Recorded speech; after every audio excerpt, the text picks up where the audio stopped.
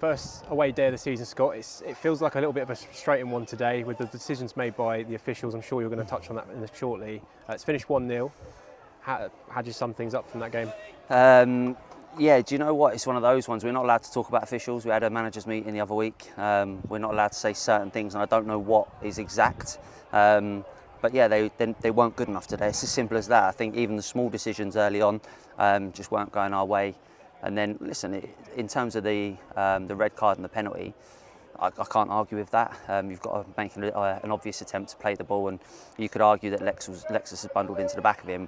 But our disallowed goal, but I'm looking forward to seeing that back. But just the arrogance. I was told a few times on the touchline to shut up, and that's not how I want to be spoken to. And I just said to the fourth official and the referee, I said, the decisions that you make, you've got wrong, and they can't own up to it. So you can't talk to them.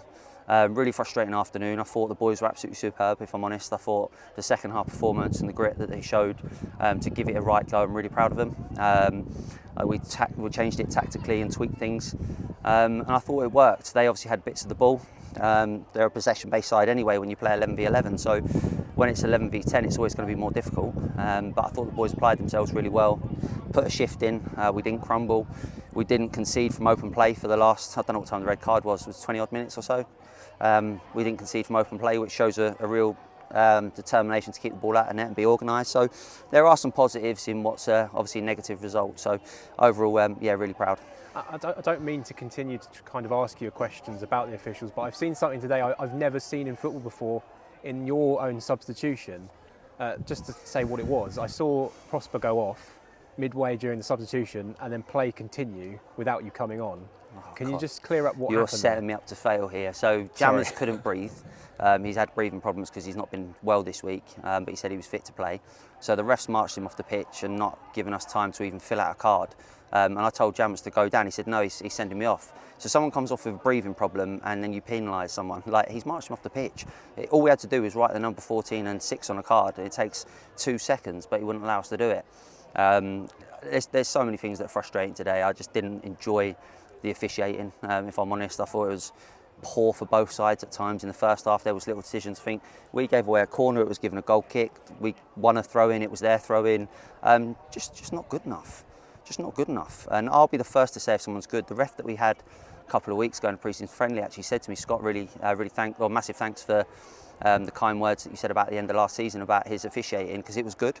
So I'll be the first one to say when it's good, but today, yeah, it just wasn't. But it's when you can't speak to them. That's the bit that I find really difficult. And then they wonder why you get irate and angry, and a little bit more volume to your voice, because you're talking to a brick wall.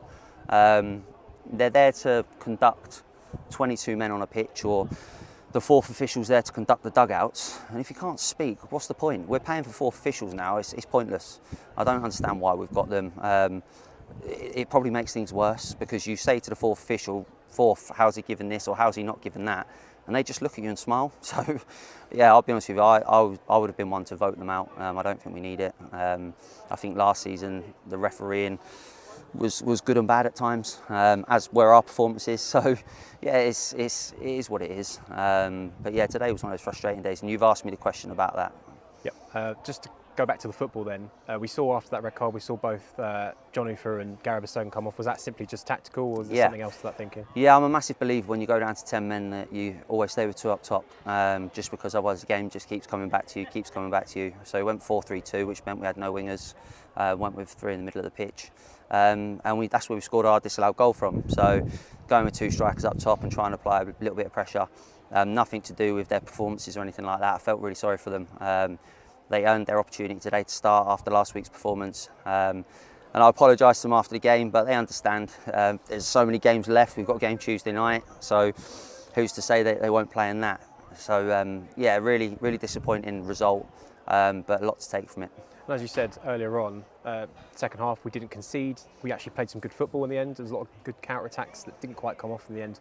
Is it a positive that even despite the 10 men, we've seen quite a bit of positivity out there from the side, being able to hold up against 11? Yeah, I always find it frustrating with 10 men where teams bank in and they have a lot of possession around the back of the opposition, and they play the ball around and they kill the clock, whereas I'm one of those people that wants people to go on the front foot and just try and get man for man and go against them and leave the furthest one on the pitch spare.